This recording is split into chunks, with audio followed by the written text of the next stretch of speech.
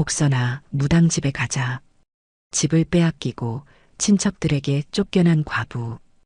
평생 정갈하게 살던 시어머니의 입에서 나온 말이었습니다. 비 오는 밤, 세 식구는 산을 넘었지요. 들어와. 다 젖었잖아. 무당은 사연도 묻지 않고 문을 열어주었습니다. 그날 밤 굿은 없었습니다. 하지만 따뜻한 밥상이 차려졌지요. 자, 먹읍시다. 네 사람이 함께 밥을 먹기 시작한 그날부터 집안이 달라지기 시작했습니다. 무당이 해준 건 굿이 아니었습니다. 사람이 사람을 대하는 따뜻함이었지요. 과부 며느리가 아이 손을 잡고 시어머니와 함께 무당집에 들어간 이야기 지금 시작하겠습니다. 안녕하세요. 사랑방 야담에 오신 여러분 반갑습니다. 항상 건강하세요. 영상 전 구독, 좋아요 눌러주시고 오늘 야담 시작하겠습니다. 옛날 옛적 한양에서 그리 멀지 않은 어느 마을에 복선이라는 과부가 살고 있었습니다. 남편은 병으로 세상을 떠났고 남은 건 8살 아들 장수와 60을 훌쩍 넘긴 시어머니 뿐이었지요. 남편이 죽은 지 49제도 채 지나기 전 빚쟁이들이 몰려왔습니다.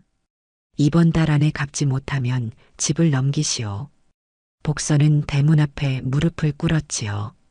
제발 한 달만 더 여유를 주십시오. 빚쟁이는 코웃음을 쳤습니다. 그딴 소리 말고 어서 갚으시오. 시어머니가 지팡이를 짚고 나왔습니다. 내가 몸종살이라도 하겠으니 늙은이가 무슨 일을 하겠다고. 결국 보름이 지나자 집과 논이 모두 남의 손에 넘어갔지요.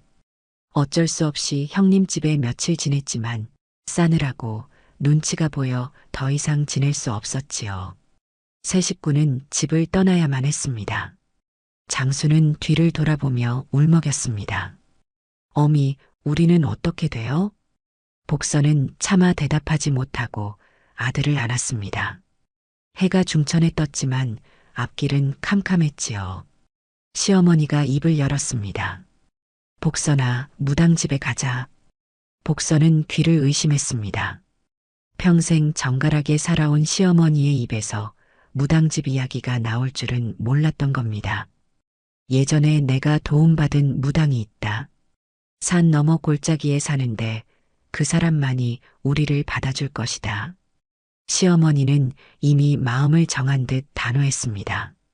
이제 체면이고 뭐고 없다. 살아야지. 복선은 조용히 고개를 숙였습니다. 세 사람은 산길을 향해 걸었지요. 구름이 몰려오고 있었습니다. 얼마 지나지 않아 비가 내리기 시작했습니다. 장수는 어머니 치마폭을 붙들고 비를 맞으며 걸었지요. 산길은 험했습니다. 시어머니는 지팡이의 의지에 한 걸음씩 내딛었습니다. 숨이 가빴지만 노인은 멈추지 않았지요. 해가 뉘엿뉘엿 넘어갈 무렵 드디어 산 너머 골짜기에 다다랐습니다. 작은 기와집 하나가 보였지요. 대문 앞에는 무당집임을 알리는 오색 천이 빗물에 젖어 축 늘어져 있었습니다. 시어머니가 주저없이 문을 두드렸습니다. 똑똑똑. 한참을 기다렸습니다. 장수는 추위에 덜덜 떨고 있었지요. 그때 문이 열렸습니다. 50줄로 보이는 여인이 나타났습니다. 무당이었지요. 무당은 빗물에 흠뻑 젖은 세 식구를 한참 바라보았습니다. 시어머니와 눈이 마주쳤지요. 무당의 눈빛이 흔들렸습니다. 당신이요? 시어머니는 고개를 숙였습니다. 오랜만이요. 무당은 잠시 망설이더니 문을 활짝 열었지요. 들어와. 다 젖었잖아. 그 목소리에는 꾸짖음도 거부도 없었습니다. 세 사람은 문지방을 넘었지요. 무당은 마른 수건을 건네며 말했습니다. 먼저 몸부터 닦으시오. 그날 밤 굿도 점도 없었습니다. 세 사람은 그저 같은 지붕 아래에서 몸을 뉘었지요. 갈 곳 없던 세 식구에게 처음으로 따뜻한 방 한 칸이 생긴 겁니다. 다음 날 아침 복선은 새소리에 눈을 떴습니다. 방 안은 따뜻했고 빗소리는 그쳤지요. 복선은 조심스럽게 방문을 열었습니다. 마루에는 시어머니와 무당이 마주 앉아 있었습니다. 두 사람 사이에는 차가 놓여 있었지요. 무당이 먼저 입을 열었습니다. 얼마나 됐소? 시어머니가 대답했습니다. 30년도 더 됐지요. 무당은 차를 한 모금 마셨습니다. 그때 당신을 살려준 게 잘한 일인지 모르겠소. 시어머니는 쓴웃음을 지었지요. 나도 모르겠소. 하지만 지금 이 아이들만은 살려야 하오. 무당은 시어머니를 똑바로 바라보았습니다. 당신 며느리 말이오? 시어머니는 고개를 떨구었습니다. 예전에 당신이 겪었던 시집살이를 당신도 며느리에게 했소? 시어머니는 대답하지 못했지요. 무당은 차를 따르며 천천히 말했습니다. 사람은 참 이상하오. 자기가 당한 고통을 다른 이에게 똑같이 되풀이하지. 시어머니의 눈에 눈물이 맺혔습니다. 맞소. 나도 그랬소. 미운 게 아니라 무서웠겠지. 시어머니는 숨이 막혔습니다. 그 말이 전곡을 찔렀기 때문이었지요. 아들을 빼앗길까봐. 그래서 더 매섭게 굴었소. 그런데 결국 아들은 죽었고 시어머니는 흐느꼈습니다. 며느리한테 빼앗긴 게 아니라 병이 데려갔지. 그런데도 나는 며느리를 원망했어. 무당은 한숨을 내쉬었지요. 그래서 여기 온 거요? 갈 곳이 없었소. 당신밖에 생각나지 않았소. 무당은 한참 동안 시어머니를 바라보았습니다. 당분간 여기 있으시오. 시어머니의 눈에서 눈물이 흘러내렸습니다. 평생 고개 숙이지 않고 살아온 그 노인이 처음으로 다른 이의 은혜 앞에 무너진 겁니다. 고맙소. 정말 고맙소. 무당은 일어서며 말했습니다. 밥이나 먹읍시다. 부엌에서 듣고 있던 복선은 코끝이 찡했습니다. 시어머니가 평생 숨겨왔던 아픔을 처음 들었기 때문이었지요. 그제야 복선은 깨달았습니다. 시어머니도 자신처럼 아픈 사람이었다는 것을 말입니다. 그날부터 새 식구의 생활이 시작되었습니다. 복선은 아침 일찍 일어나 마당을 쓸었지요. 장수는 작은 두레박으로 물을 길어왔습니다. 힘에 부쳤지만 아이는 두 손으로 바가지를 꼭 붙들고 한 걸음씩 옮겼지요. 시어머니는 부엌에서 불을 지폈습니다. 무당은 그 모습을 가만히 지켜보았습니다. 사흘째 되는 날 무당 집에 손님이 찾아왔습니다. 점을 보러 온 아낙네였지요. 복선은 얼른 방으로 들어가려 했습니다. 하지만 무당이 복선을 불렀습니다. 복선 씨, 나와서 차나 내오시오. 복선은 가슴이 쿵 내려앉았지요. 하지만 무당의 목소리는 단호했습니다. 복선은 떨리는 손으로 찻잔을 들고 마루로 나왔습니다. 손님 아낙네는 복선을 힐끗 보며 눈을 가늘게 떴지요. 이분은 누구시오? 무당은 태연하게 대답했습니다. 우리 집 식구요. 그 한마디에 복선의 목이 메었습니다. 무당은 세 사람을 숨기지 않았습니다. 오히려 당당하게 함께 있음을 밝힌 겁니다. 손님이 돌아간 뒤 복선은 무당 앞에 섰습니다. 고맙습니다. 무당은 빗자루를 들고 마당을 쓸며 말했지요. 여긴 굿집이지만 사람 사는 집이기도 하오. 숨어 살 필요 없소. 그날 저녁 네 사람은 마루에 둘러앉아 밥을 먹었습니다. 무당, 시어머니, 복선, 장수. 장수가 밥을 한 숟가락 떠먹고는 환하게 웃었지요. 할머니, 밥이 맛있어요. 무당은 장수의 머리를 쓰다듬었습니다. 시어머니도 조용히 밥을 먹었지요. 오랜만에 마음 편한 저녁이었습니다. 복선은 아들의 밝은 얼굴을 보며 가슴이 벅찼습니다. 밥을 다 먹고 난 뒤 장수가 말했지요. 여긴 따뜻해요. 우리 계속 여기 있으면 안 돼요? 복선은 당황하여 아들을 말렸습니다. 하지만 무당이 웃으며 말했지요. 그래, 있거라. 이 집이 너무 넓어서 심심했는데 딱 좋구나. 장수는 환하게 웃었습니다. 세 사람은 그날부터 무당집의 일원이 되었지요. 숨어 사는 게 아니라 함께 사는 것이었습니다. 며칠이 지났습니다. 어느 날 아침 복선이 평소보다 일찍 일어나 부엌으로 갔지요. 그런데 무당이 먼저 와 있었습니다. 솥에서는 김이 모락모락 피어오르고 있었지요. 일어났소? 무당은 국을 저으며 말했습니다. 복선은 황급히 앞치마를 두르며 말했지요. 제가 할 일인데 죄송합니다. 무당은 국자를 내려놓지 않았습니다. 무당집도 밥은 먹어야지. 같이 하면 돼요. 두 사람은 나란히 서서 아침 준비를 했지요. 시어머니도 부엌으로 들어왔습니다. 내가 할 일을 당신들이 다 하고 있구먼. 무당이 웃으며 말했습니다. 어르신은 상이나 차리시지요. 시어머니는 마루로 나가 밥상을 차렸습니다. 4개의 그릇, 4개의 숟가락. 오래간만에 온전한 식구수만큼의 상이었지요. 무당이 말했습니다. 장수 좀 깨우시오. 밥은 같이 먹어야 제맛이지. 복선은 방으로 가서 아들을 깨웠습니다. 장수는 우물가에서 찬물로 세수를 했지요.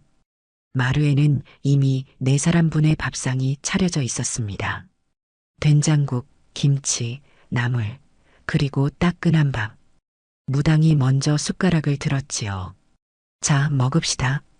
장수는 국을 후루룩 마시고는 말했습니다. 이 국 정말 맛있어요. 무당은 웃으며 장수 밥그릇에 국을 더 부어주었지요.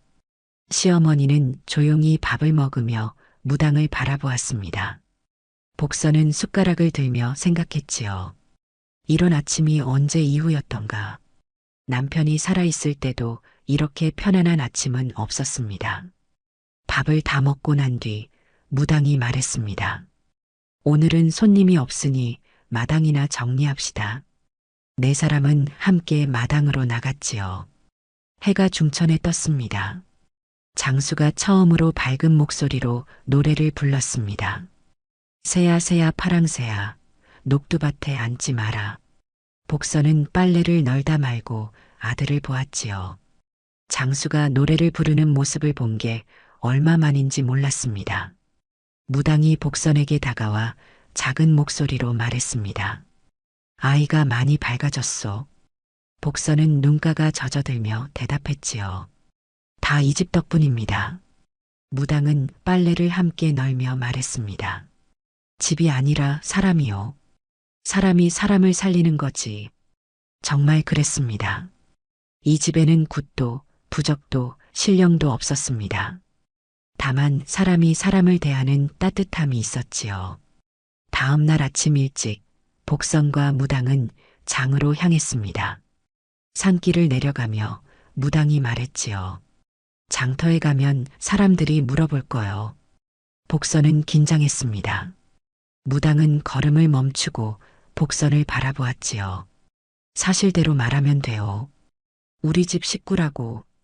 복선은 가슴이 두근거렸습니다. 하지만 사람들이 이상하게 생각하지 않을까요? 무당은 다시 걸으며 말했지요. 이상하게 생각하든 말든 그건 그들 마음이요. 우리는 우리대로 살면 되지. 장터에 도착하자 과연 사람들의 시선이 느껴졌습니다. 무당은 쌀가게로 갔지요. 쌀 한 말 주시오. 쌀가게 주인이 복선을 힐끗 보며 물었습니다. 무당님, 이분은 누구시오? 무당은 태연하게 대답했지요. 우리 집 며느리요.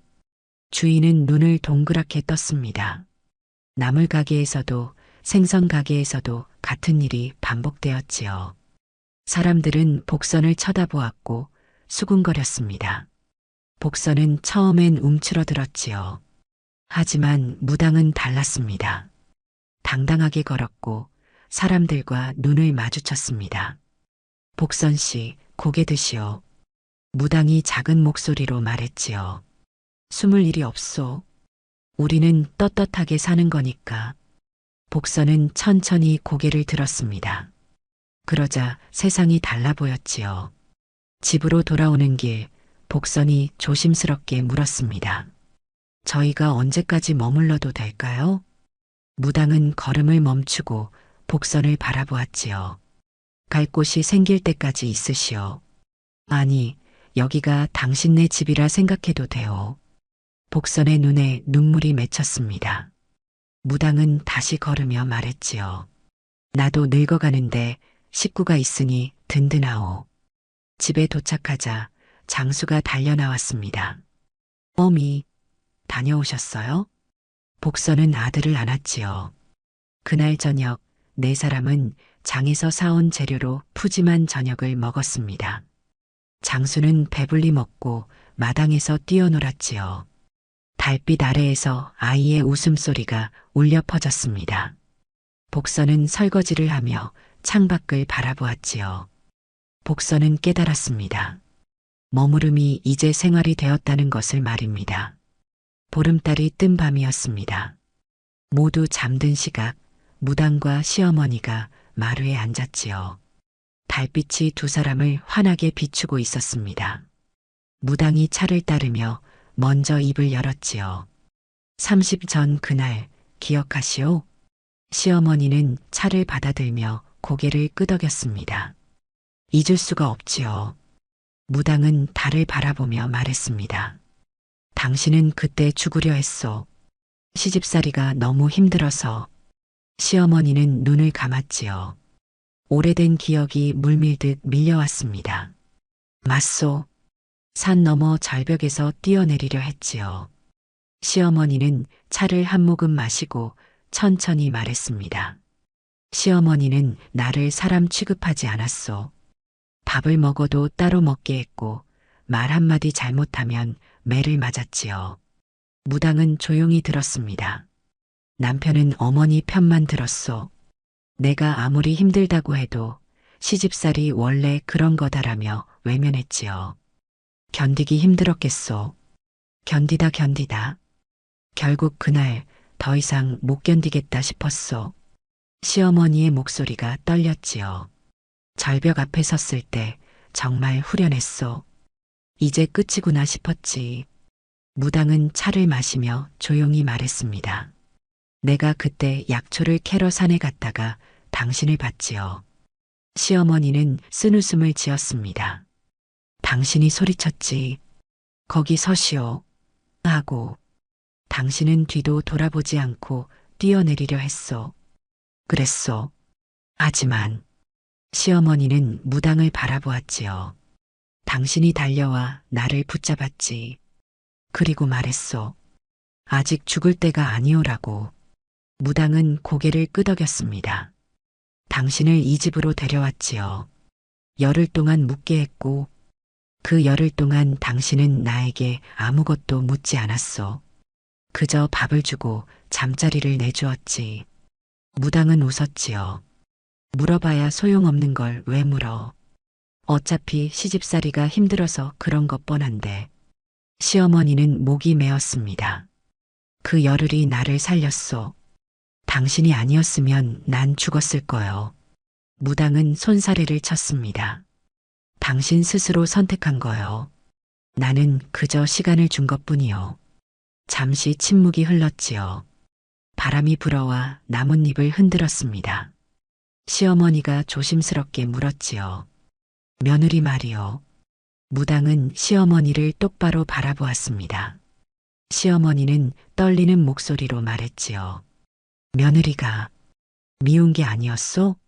무당은 잠시 생각하더니 천천히 말했습니다. 미운 게 아니라 무서웠죠?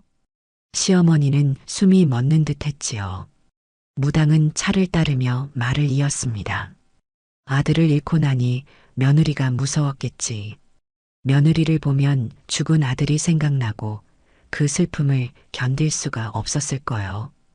시어머니는 고개를 떨구었습니다. 맞소. 정확히 그랬소. 그래서 더 차갑게 대했겠지. 며느리를 밀어내면 아들 생각을 안 할 수 있을 것 같아서. 시어머니의 눈에서 눈물이 흘러내렸지요. 며느리를 볼 때마다 가슴이 찢어지는 것 같았소. 그래서 더 매섭게 굴었소. 무당은 시어머니의 손을 잡았습니다. 하지만 그게 며느리 잘못은 아니지 않소? 알고 있어. 머리로는 알고 있었소. 하지만 마음이, 시어머니는 흐느꼈지요. 마음이 그렇게 하지 못하게 했소. 며느리를 보면 화가 났소. 왜 아들은 죽고 며느리는 살아있는지. 무당은 조용히 기다렸습니다. 시어머니가 눈물을 훔치며 말했지요. 나도 알고 있어. 내가 잘못했다는 걸. 며느리에게 너무 못되게 굴었다는 걸. 이제는 어떠시오? 시어머니는 한참을 생각하다가 대답했습니다. 며느리가 사람으로 보이기 시작했소. 무당은 미소를 지었지요. 어떤 사람으로? 나처럼. 아픈 사람으로. 시어머니는 천천히 말을 이었습니다. 며느리도 남편을 잃고 힘들었을 거요. 갈 곳도 없고 어린아이를 키워야 하는데 나는 그 아픔을 외면했어. 이제라도 알았으면 됐어. 시어머니가 물었지요. 너무 늦은 건 아니겠지요? 무당은 고개를 저었습니다. 늦지 않았소. 사람은 깨닫는 순간부터 달라지는 법이니까. 두 사람은 말없이 달을 바라보았지요. 시어머니가 중얼거렸습니다. 이 집에 와서 처음으로 마음이 편하오. 무당은 고개를 끄덕였습니다. 그럼 됐소. 사람은 마음이 편해야 사는 거니까. 시어머니가 다시 물었지요. 당신은 왜 우리를 받아주었소? 무당은 웃었습니다.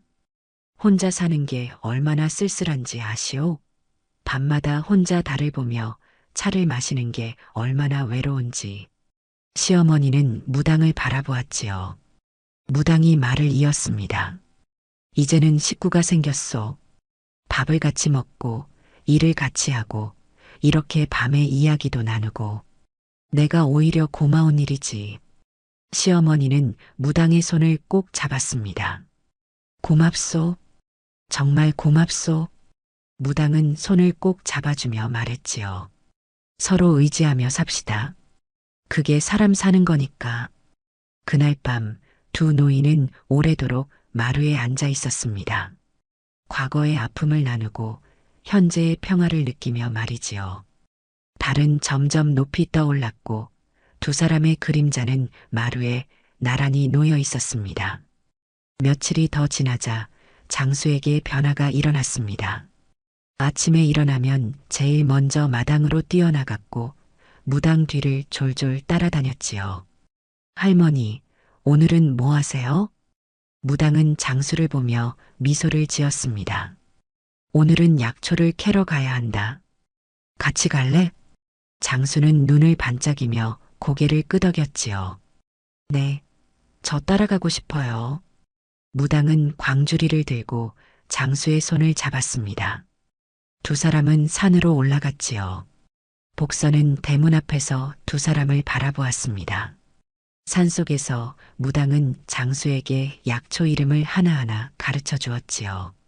이건 도라지란다. 기침에 좋지. 장수는 신기한 듯 도라지를 만져보았습니다. 이렇게 생긴 게 약이 돼요? 그럼 뿌리를 캐서 말리면 훌륭한 약이 되지. 무당은 조심스럽게 도라지를 캐냈지요. 자, 장수도 한번 캐보거라. 장수는 작은 손으로 땅을 파기 시작했습니다. 힘이 붙였지만 아이는 포기하지 않았지요.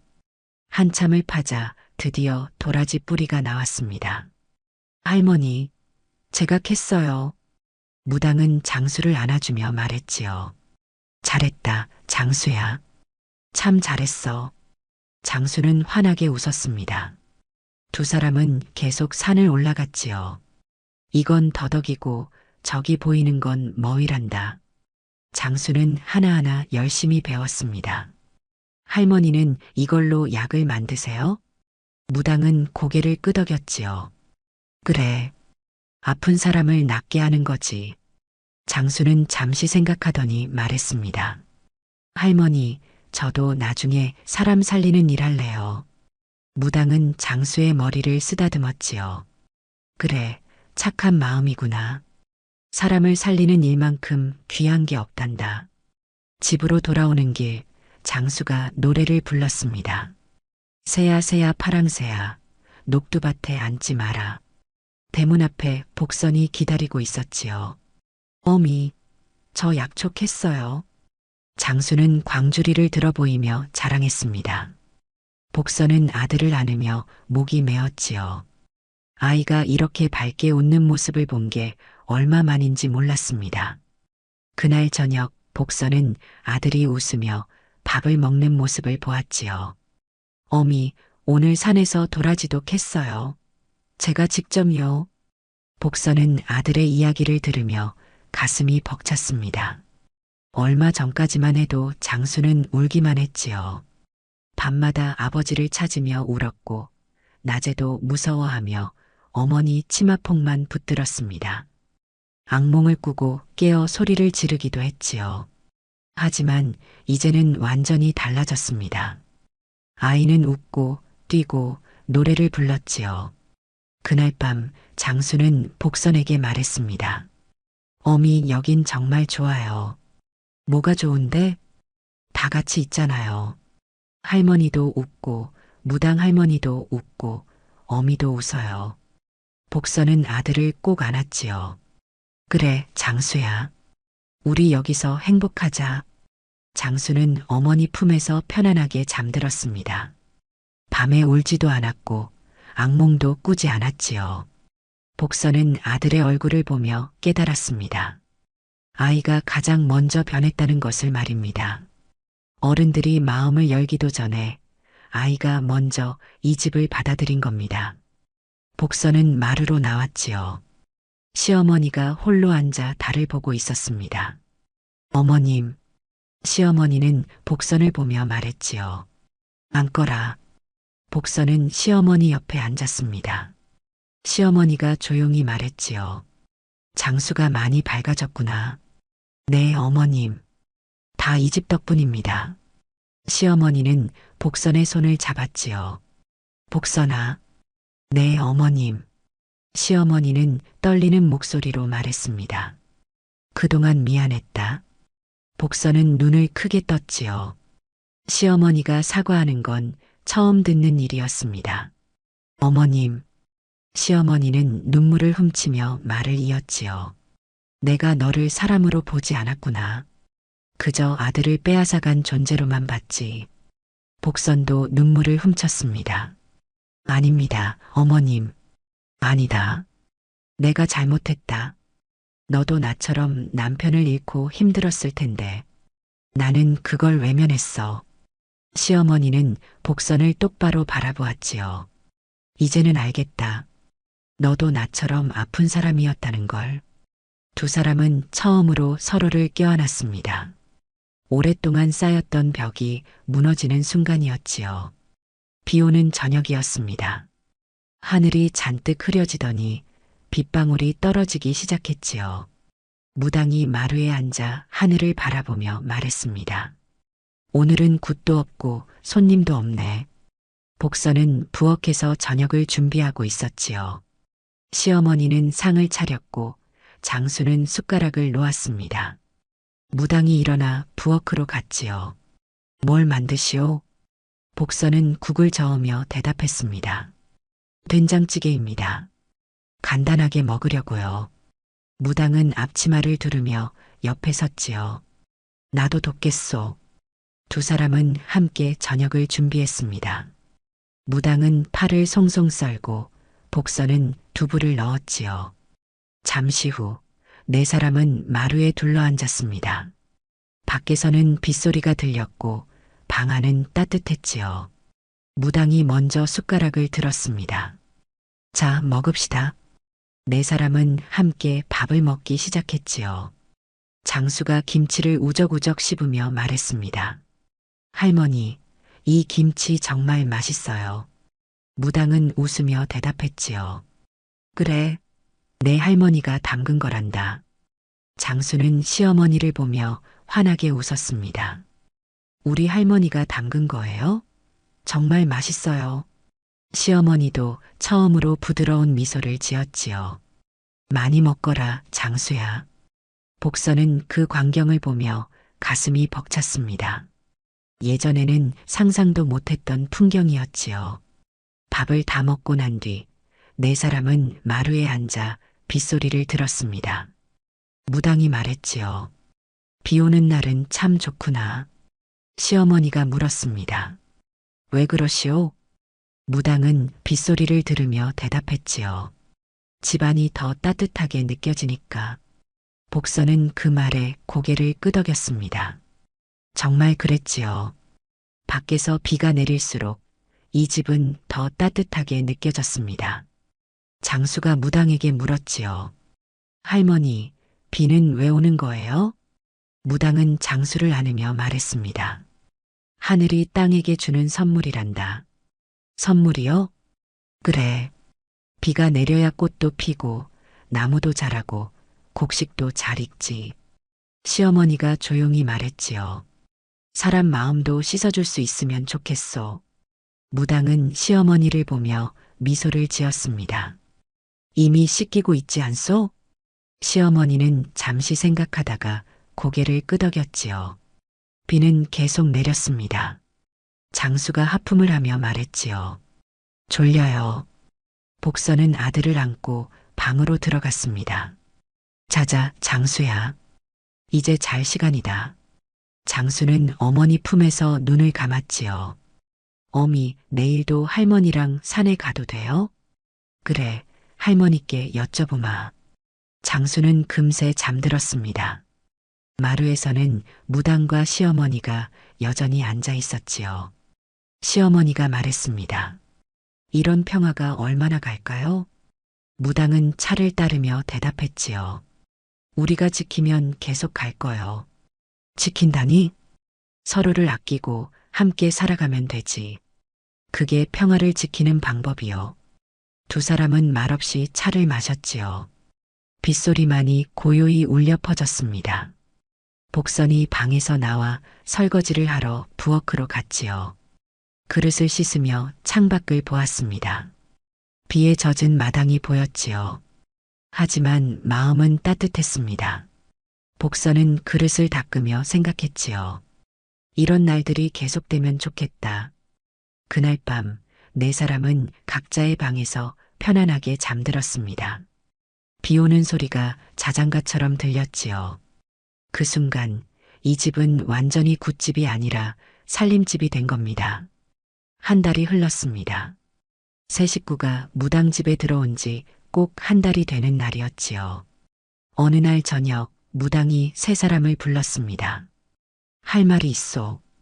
모두 마루로 나오시오. 복선과 시어머니, 장수가 마루에 앉았지요. 무당은 차를 따르며 천천히 말했습니다. 나도 늙어가오. 시어머니가 고개를 들었지요. 복선은 가슴이 두근거렸습니다. 혹시 나가라는 말씀을 하시려나. 무당은 계속 말을 이었지요. 이 집을 혼자 지키기가 벅차오. 굿도 해야 하고 살림도 돌봐야 하는데. 복선은 입술을 깨물었습니다. 역시 우리를 내보내려는 건가. 하지만 무당의 다음 말은 전혀 달랐지요. 그래서 제안하오. 여기서 함께 살면 어떻겠소? 복선은 귀를 의심했습니다. 시어머니도 놀란 표정으로 무당을 바라보았지요. 무당은 세 사람을 차례로 보며 말했습니다.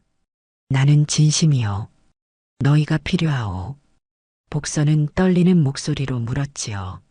저희가 정말 여기 있어도 될까요? 무당은 고개를 끄덕였습니다. 그렇소? 아니, 있어 주었으면 하오. 시어머니가 조심스럽게 물었지요. 우리가 무엇을 해야 하오? 무당은 차를 한 모금 마시고 대답했습니다. 지금처럼 하면 돼요.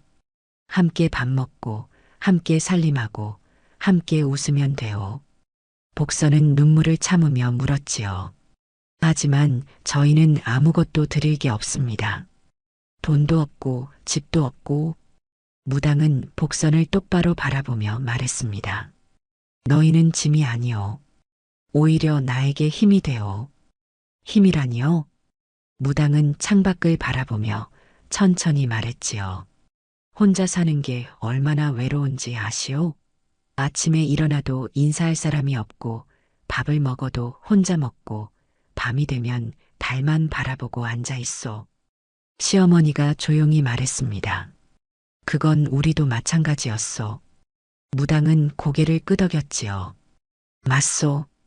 그래서 우리가 함께 사는 거요. 서로의 외로움을 나누면서 말이요. 장수가 환하게 웃으며 말했습니다. 저 여기 정말 좋아요. 계속 있고 싶어요. 무당은 장수를 안으며 말했지요. 그래, 장수야. 우리 함께 살자꾸나. 복선은 아들을 보며 눈물을 훔쳤습니다. 시어머니는 무당에게 깊이 고개를 숙였지요. 고맙소. 정말 고맙소. 무당은 시어머니를 일으켜 세우며 말했습니다. 고마울 것 없소. 우리 서로 의지하며 사는 거지. 복선이 물었지요.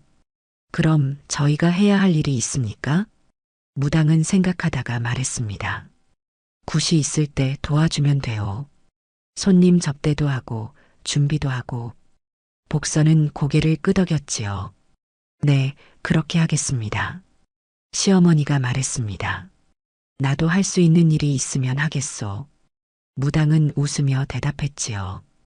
어르신은 그냥 편히 계시면 돼요. 나이 드신 분이 집에 계시면 집이 든든하오. 그날 밤 세 사람은 마음을 정했습니다. 이 집에 뿌리를 내리기로 말이지요. 복선은 방에 누워 생각했습니다. 드디어 우리에게도 집이 생겼구나. 눈물이 주르륵 흘러내렸지요. 기쁨의 눈물이었습니다. 시어머니는 마루에 앉아 달을 바라보았지요. 이 늙은 것이 마지막으로 편안한 곳을 찾았구나. 노인도 조용히 눈물을 훔쳤습니다. 장수는 어머니 품에서 편안하게 잠들었지요. 아이의 얼굴에는 미소가 가득했습니다. 다음 날 아침 복선은 일찍 일어나 마당을 쓸었지요. 이제는 남의 집 마당이 아니라 자기 집 마당이었습니다. 마음가짐이 달라졌지요. 시어머니도 부엌에서 정성스럽게 밥을 지었습니다. 이제는 신세 지는 게 아니라 함께 사는 집이었지요. 장수는 물을 길어오며 노래를 불렀습니다. 새야 새야 파랑새야. 무당은 그 모습들을 보며 미소를 지었지요. 내 선택이 옳았구나. 아침 밥상에 네 사람이 둘러앉았습니다. 무당이 말했지요. 오늘부터 우리는 진짜 식구요. 세 사람은 고개를 끄덕였습니다. 네. 네 사람은 함께 밥을 먹었지요. 이제는 임시로 머무는 게 아니라 영원히 함께할 식구였습니다. 세 식구는 그날부터 이 집의 진짜 주인이 되었지요. 머물던 곳이 이제 살아갈 곳이 된 겁니다. 석 달이 흘렀습니다. 마을 사람들이 수군거리기 시작했지요. 저 과분의 무당집 들어가더니 팔자가 폈다더라. 그러게. 요새 보니까 얼굴도 환하고 아이도 밝아지고 시어머니도 편안해 보이던데 무당이 굿이라도 해준 건가? 장터에서 복선을 본 아낙네들이 말했습니다. 복선 씨, 요새 보니까 완전히 딴 사람 같네요. 복선은 웃으며 대답했지요. 그런가요? 그럼요. 예전엔 고개도 못 들고 다니더니 이제는 당당해 보여요. 다른 아낙네가 물었습니다. 무당집에 들어가서 뭐 좋은 일이라도 있었소? 복선은 잠시 생각하다가 대답했지요.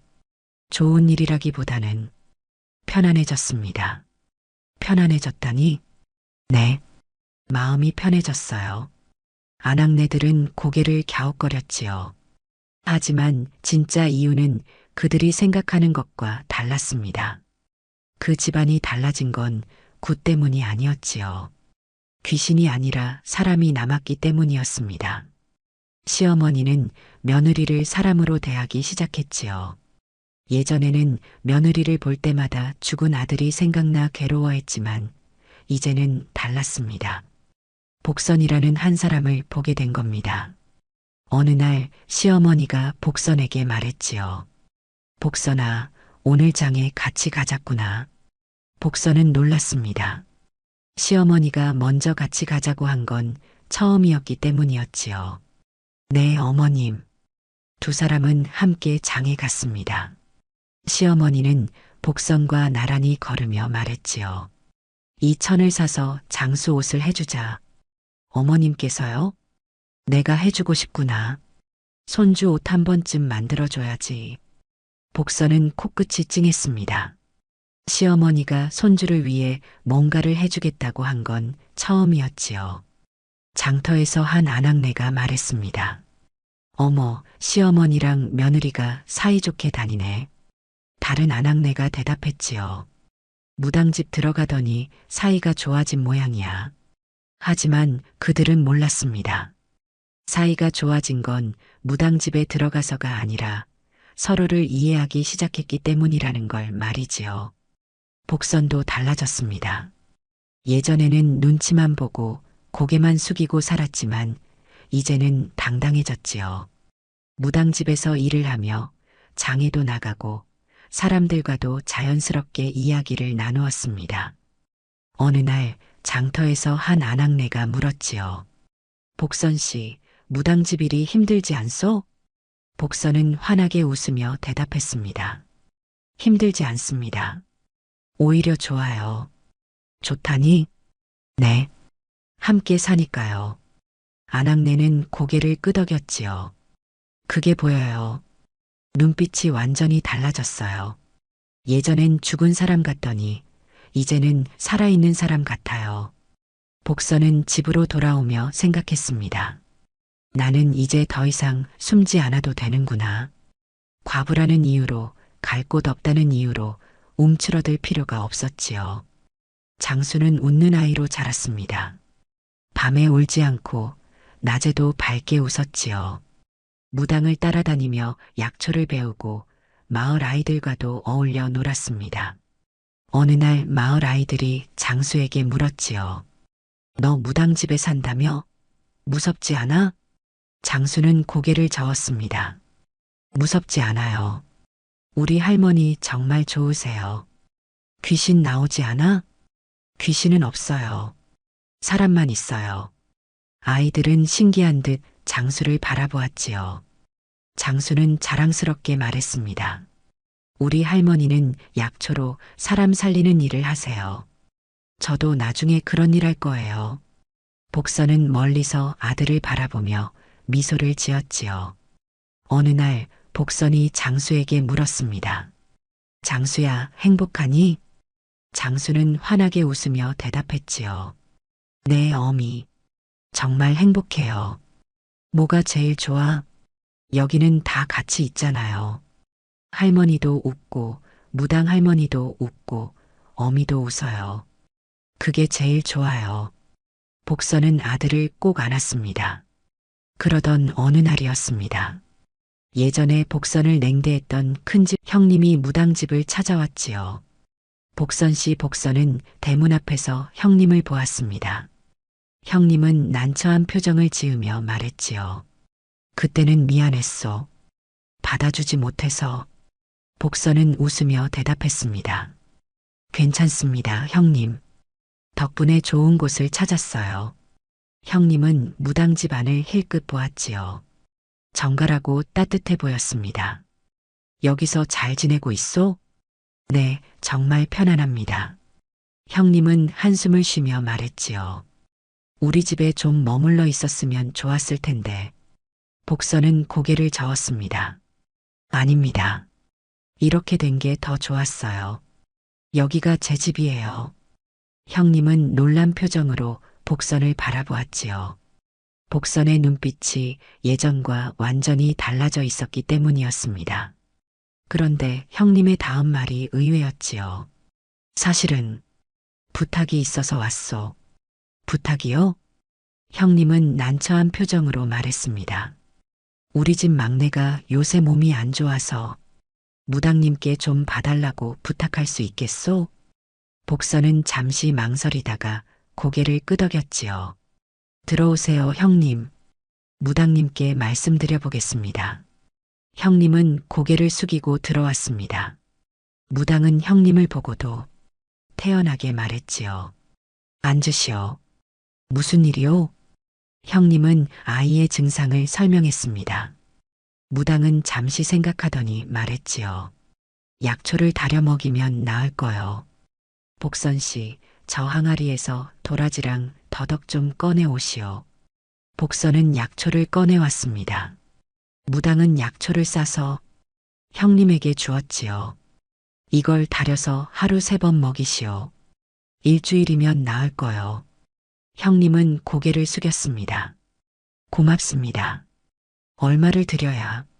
무당은 손사래를 쳤지요. 됐어.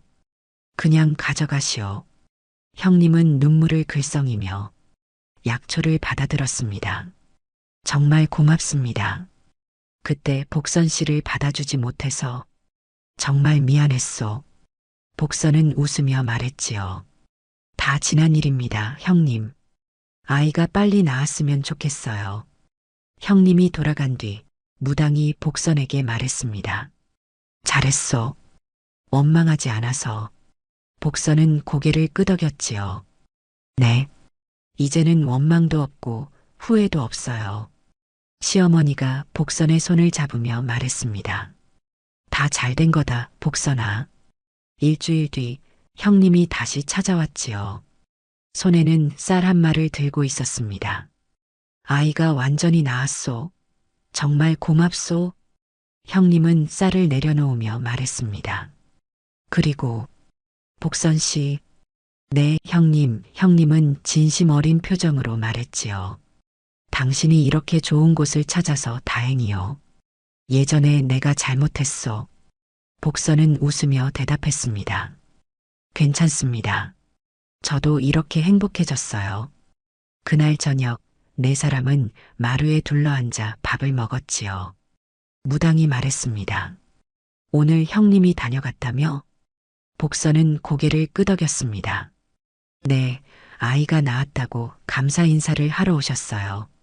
시어머니가 물었지요. 어떤 기분이었니? 복선은 잠시 생각하다가 대답했습니다. 속이 시원했어요. 하지만 복수한 기분은 아니었어요. 그저 우리가 누군가에게 도움을 줄 수 있다는 게 좋았어요. 무당은 웃으며 말했지요. 그게 바로 사는 거요. 원망하지 않고 도와주면서 사는 거지. 사람들은 계속 말했습니다. 무당이 굿을 해줬나 보다. 하지만 그건 사실이 아니었지요.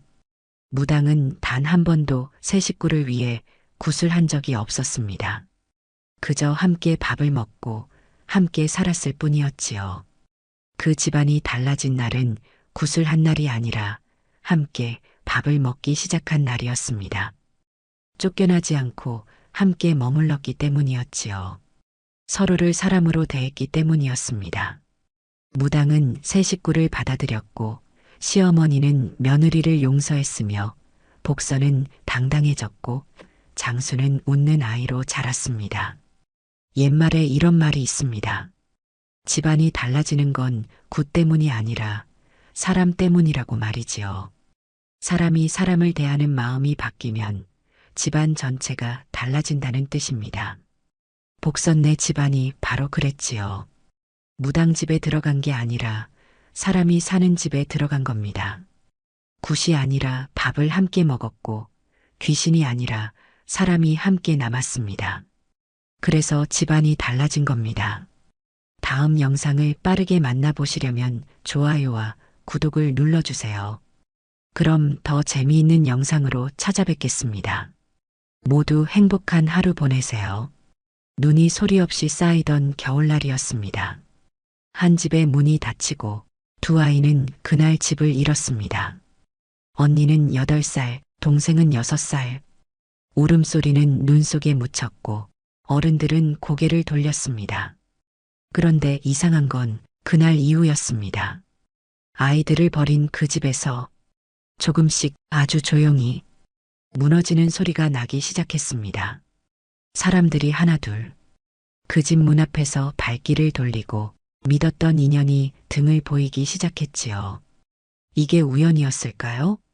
아니면 8살 언니가 그날 눈밭에서 마음속으로 세운 약속 때문이었을까요? 지금부터 계모가 버린 두 자매가 어떻게 모든 것을 되돌려 놓았는지 그 이야기를 들려드리겠습니다. 안녕하세요. 사랑방 야담에 오신 여러분 반갑습니다. 항상 건강하세요. 영상 전 구독, 좋아요 눌러주시고 오늘 야담 시작하겠습니다. 정월 초하루가 지나고 보름이 되기 전 아버지의 3년상이 끝나던 그날이었습니다. 새벽부터 내리던 눈은 낮이 되어도 그칠 줄을 몰랐지요. 8살 언니와 6살 동생은 아버지의 제사상을 물리고 나서 안채 마루에 앉아 있었습니다. 계모는 제사가 끝나자마자 두 아이의 옷보따리를 마루 끝으로 밀어내며 차갑게 말을 던졌습니다. 이제 상도 끝났으니 너희가 여기 있을 이유도 없다. 나가거라. 언니는 그 말을 듣고도 한동안 움직이지 못했습니다. 동생은 무슨 일인지 몰라 언니의 옷자락만 꼭 쥐고 있었지요. 계모는 다시 한번 말했습니다. 못 들었느냐? 여긴 이제 내 집이 아니라고 했다. 그제야 언니는 떨리는 손으로 보따리를 들었습니다. 동생의 손을 잡고 대문을 나서는 순간 눈발이 얼굴을 때렸지요. 동생이 작은 목소리로 물었습니다. 언니, 우리 어디 가는 거야? 잠깐 나갔다 오는 거지?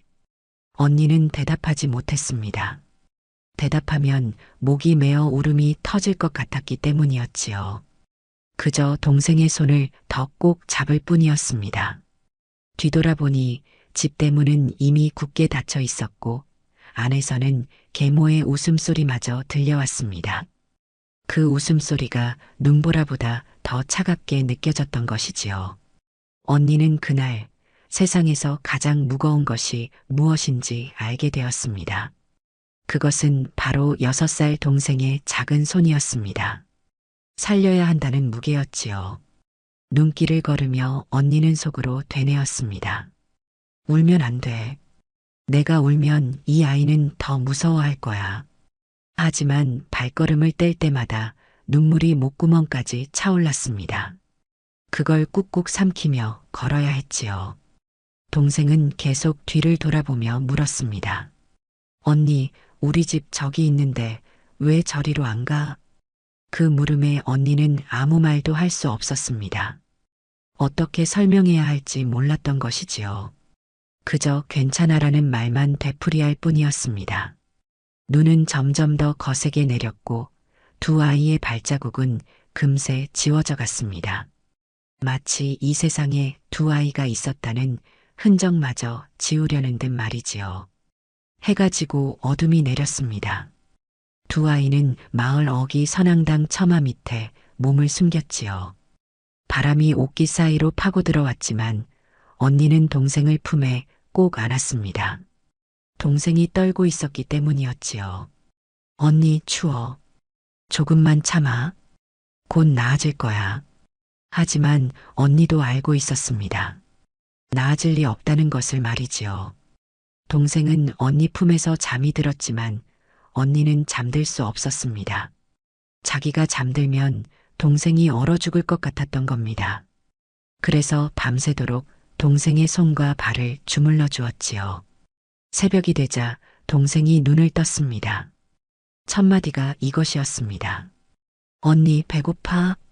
언니는 보따리를 뒤졌습니다. 제사상에서 몰래 집어온 떡 2개가 전부였지요. 언니는 떡 하나를 동생에게 주고 자기 것은 반으로 쪼개어 반쪽만 먹었습니다. 나머지 반쪽은 보따리 깊숙이 숨겼지요. 언제 또 먹을 수 있을지 몰랐기 때문이었습니다. 언니는 안 먹어? 언니는 배 안 고파? 내가 더 먹어. 하지만 언니의 배에서는 꼬르륵 소리가 났습니다. 동생이 자기 떡을 반으로 쪼개어 언니에게 내밀었지요. 그럼 언니 이거 먹어. 반만. 그 작은 손을 보는 순간 언니는 눈물이 쏟아질 것 같았습니다. 하지만 꾹 참았지요. 울면 동생이 더 무서워할 테니까요. 언니는 고개를 저으며 말했습니다. 괜찮아. 언니는 어른이니까 참을 수 있어. 8살이 무슨 어른이겠습니까? 하지만 그날부터 언니는 정말로 어른이 되어야 했습니다. 울고 싶어도 울 수 없었고 무서워도 무섭다고 말할 수 없었지요. 동생 앞에서는 언제나 씩씩한 척해야 했던 것입니다. 낮이 되자 마을 사람들이 오가기 시작했습니다. 언니는 용기를 내어 한 아주머니에게 다가갔지요. 아주머니, 저희가 일 좀 거들어 드릴까요? 밥 한 끼만 주시면 됩니다. 아주머니는 두 아이를 위아래로 훑어보더니 고개를 저었습니다. 너희 같은 어린 것들이 무슨 일을 하겠니? 가거라. 다음 사람에게도 같은 대답이었습니다. 그 다음 사람도 마찬가지였지요. 어떤 사람은 아예 고개도 돌리지 않았습니다. 언니는 10번도 넘게 거절을 당했지만 포기하지 않았습니다. 동생이 자기를 믿고 있었기 때문이었지요. 해질 무렵 한 노파가 두 아이를 불렀습니다. 얘들아, 이리 오너라. 언니는 동생의 손을 잡고 조심스럽게 다가갔습니다. 노파는 주머니에서 식은 감자 2개를 꺼내 주었지요. 많진 않지만 이거라도 먹어라. 그리고 오늘 밤은 저 헛간에서 자거라. 주인이 며칠 비웠으니 아무도 모를 게다. 언니는 깊이 절을 했습니다. 동생도 따라서 절을 했지요. 노파는 한숨을 쉬며 돌아섰습니다. 두 아이는 그 뒷모습이 사라질 때까지 고개를 숙이고 있었습니다.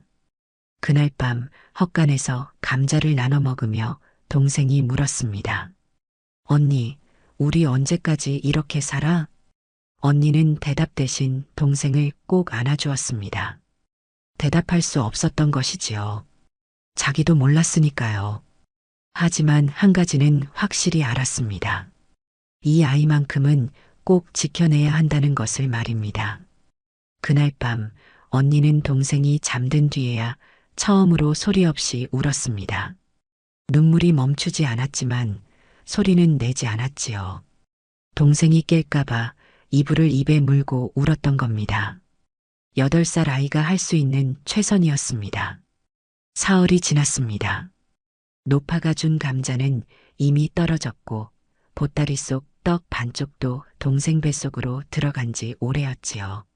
언니는 하루 종일 마을을 돌아다니며 일을 구했지만 아무도 어린아이를 거두려 하지 않았습니다. 너희 집은 어디냐? 부모는 어디 계시고? 사람들은 물었지만 언니는 대답할 수 없었습니다. 대답하면 다시 그 집으로 보내질까봐 두려웠던 것이지요. 그래서 그저 고개만 숙이고 있었습니다. 동생은 점점 기운이 없어졌습니다. 걷다가 주저앉기 일쑤였고 입술은 파랗게 질려 있었지요. 언니가 물었습니다. 괜찮아? 어디 아파? 아니, 괜찮아. 그냥 좀 추워. 하지만 동생의 손은 얼음장처럼 차가웠습니다. 언니는 자기 옷을 벗어 동생에게 덧입혔지요. 그러자 동생이 말했습니다. 언니 안 돼. 언니가 추우면 어떡해. 언니는 안 추워. 언니는 내가 걱정돼서 더 뜨거울 지경이야. 거짓말이었습니다. 언니도 추웠지요. 하지만 동생 앞에서는 절대 내색할 수 없었던 겁니다. 그날 저녁 두 아이는 주막 뒷골목을 지나다가 버려진 밥 한 그릇을 발견했습니다. 언니는 잠시 망설였지요. 하지만 동생의 배에서 나는 소리를 듣고는 그 밥을 집어들었습니다.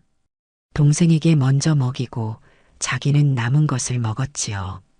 언니, 이거 먹어도 돼? 응, 주인이 버린 거니까 괜찮아. 동생은 밥을 먹으면서도 고개를 들어 언니를 바라봤습니다. 미안한 표정이었지요. 언니는 웃으며 말했습니다. 많이 먹어. 언니는 아까 먹었어. 또 거짓말이었습니다. 언니는 아침부터 아무것도 먹지 못했지요. 하지만 동생이 먹는 모습을 보는 것만으로도 배가 부른 것 같았습니다. 그런데 그날 밤 동생이 갑자기 배를 움켜쥐고 신음을 했습니다. 언니 배가 아파. 언니는 깜짝 놀라 동생을 안았습니다. 동생의 이마에서는 열이 났고 얼굴은 창백했지요. 버려진 밥이 상했던 것입니다. 어떡하지 어떡해. 언니는 처음으로 당황했습니다. 지금까지는 무슨 일이 있어도 침착했지만 동생이 아프자 정신이 하나도 없었지요. 한밤중에 약방 문을 두드렸지만 아무도 문을 열어주지 않았습니다. 제발요, 문 좀 열어주세요. 동생이 아파요. 하지만 대답이 없었습니다. 언니는 다른 집 문도 두드렸지만 마찬가지였지요. 결국 언니는 동생을 업고 선앙당으로 돌아갔습니다. 밤새도록 동생의 등을 쓰다듬으며 기도했지요. 제발, 제발 괜찮아져라. 언니가 잘못했어. 내가 그 밥을 주지 말았어야 했는데. 동생은 아픈 와중에도 언니를 걱정했습니다. 언니, 울지 마. 나 괜찮아. 조금만 자면 나을 거야. 그 말을 듣는 순간 언니는 가슴이 찢어지는 것 같았습니다. 자기가 지켜야 할 아이가 자기를 위로하고 있었던 것이지요. 언니는 동생의 손을 꼭 쥐며 속으로 맹세했습니다. 살아야 한다. 우리는 꼭 살아남아야 해. 그래야 이 아픔을 기억할 수 있어. 다행히 동생은 새벽이 되자 조금 나아졌습니다. 열이 내렸고 얼굴에도 약간 핏기가 돌았지요. 언니는 그제야 안도의 한숨을 쉬었습니다. 하지만 그때 언니는 깨달았습니다. 배고픔보다 무서운 것은 동생을 잃을지도 모른다는 두려움이었습니다. 그리고 돌아갈 집이 없다는 것보다 더 무서운 것은 이 세상에 자기들을 거두어 줄 사람이 아무도 없다는 사실이었지요. 닷새째 되던 날, 언니는 우물가에서 빨래하는 아낙네들 곁을 지나갔습니다. 그들의 대화가 귓가에 들려왔지요. 저 아이들, 김진사댁 자식들 아니더냐? 맞아. 상주 역할도 하던 아이들인데 계모가 내쫓았다지. 허참, 그래도 어찌 어린 것들을 그리 내치나. 쉿, 조용히 해. 계모 귀에 들어가면 우리만 피곤해. 언니는 걸음을 멈췄습니다. 사람들이 자기들의 사정을 알고 있었던 것이지요. 그런데도 아무도 도와주지 않았습니다. 한 아낙네가 언니를 보더니 황급히 고개를 돌렸지요. 우리 일이나 하자. 남의 집 일에 끼어들면 탈만 나는 법이야. 언니는 그 말을 듣고 발길을 돌렸습니다. 가슴이 답답했지만 아무 말도 하지 않았지요. 말해봤자 소용없다는 걸 이미 알았기 때문이었습니다. 마을 입구를 지나는데 계모를 마주쳤습니다. 계모는 깨끗한 옷을 입고 장을 보러 가는 길이었지요. 동생이 계모를 보자 반가워서 손을 흔들었습니다. 어머니. 하지만 계모는 두 아이를 못 본 척 지나쳤습니다. 아니, 정확히는 본 것이었습니다. 눈이 마주쳤으니까요. 그런데도 모른 척했던 겁니다. 옆에 있던 다른 부인과 웃으며 이야기를 나누면서 말입니다. 동생은 그제야 깨달았습니다. 자기들이 정말로 버려졌다는 것을 말이지요. 동생의 손이 부들부들 떨렸습니다. 언니 어머니가 우릴 못 본 거지? 그치? 언니는 대답할 수 없었습니다. 그저 동생의 손을 더 꼭 잡아줄 뿐이었지요. 동생은 그때 처음으로 소리내어 울었습니다. 왜 우리한테 이러는 거야? 우리가 뭘 잘못했어? 언니는 동생을 꼭 안았습니다. 자기도 울고 싶었지만 참았지요. 누군가는 참아야 했으니까요. 잘못한 거 없어. 우리는 아무 잘못도 안 했어. 그날 저녁 두 아이는 주막 뒤편에 쭈그리고 앉아 있었습니다. 주막 주인이 나와서 소리쳤지요. 야, 너희들. 여기서 뭐 하는 거야? 썩 꺼지지 못해. 언니가 공손히 말했습니다. 주인 어른, 설거지라도 하게 해주십시오. 밥 한 끼만 주시면 됩니다. 설거지, 너희 같은 것들이 손님들이 보면 뭐라 하겠어. 당장 나가. 주인은 빗자루를 들어 두 아이를 쫓아냈습니다. 언니는 동생을 감싸 안고 빗자루를 맞았지요. 등에 멍이 들었지만 언니는 소리 하나 내지 않았습니다. 동생이 울먹였습니다. 언니 아파? 안 아파. 전혀 안 아파. 거짓말이었습니다. 많이 아팠지요. 하지만 동생 앞에서는 절대 아프다고 말할 수 없었던 겁니다. 그 모습을 멀리서 지켜보는 사람들이 있었습니다. 하지만 아무도 다가오지 않았지요. 한 노인이 작게 중얼거렸습니다. 계모 눈밖에 나면 마을에서 살기 힘들어. 김진사 댁이 워낙 세도가 있으니. 또 다른 사람이 맞장구 쳤습니다. 그러게. 그 집안 거스르면 우리가 피해보는 법이지. 결국 모두가 알고 있었던 것입니다. 두 아이가 억울하게 쫓겨났다는 것을 말이지요. 하지만 아무도 나서지 않았습니다. 계모의 눈치가 무서웠고 그 집안의 권세가 두려웠던 겁니다.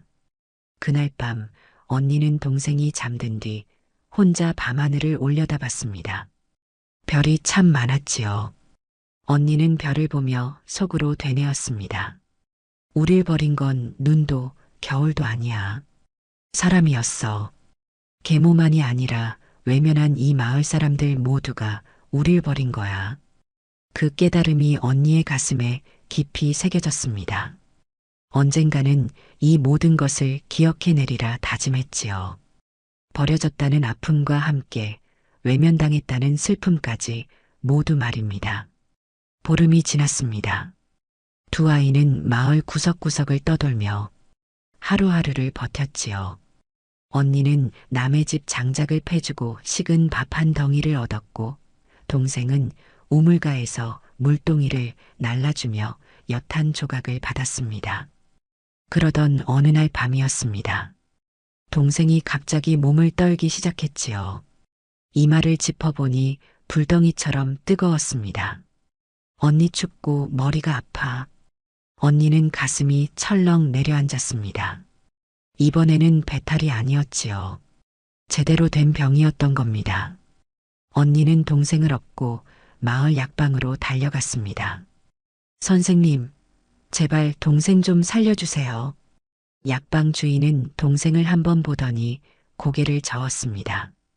이 아이 상한기가 깊구나. 당장 약을 지어 먹여야 하는데. 지어주세요. 제발요. 약값은 있느냐? 언니는 입을 다물었습니다. 돈이 있을 리 없었지요. 약방 주인이 한숨을 쉬며 말했습니다. 없으면 어쩔 수 없다. 나도 장사를 해야 하는 몸이라 일을 하겠습니다. 무슨 일이든 하겠습니다. 제발 동생만 살려주세요. 하지만 약방 주인은 고개를 저었습니다. 언니는 무릎을 꿇었지요. 선생님, 제발입니다. 제발. 안 된다. 약값 없이는 약을 줄 수 없어. 나가거라. 언니는 질질 끌려 나왔습니다. 동생을 업은 채로 다시 거리를 헤맸지요. 다른 약방 문을 두드렸지만 대답은 똑같았습니다.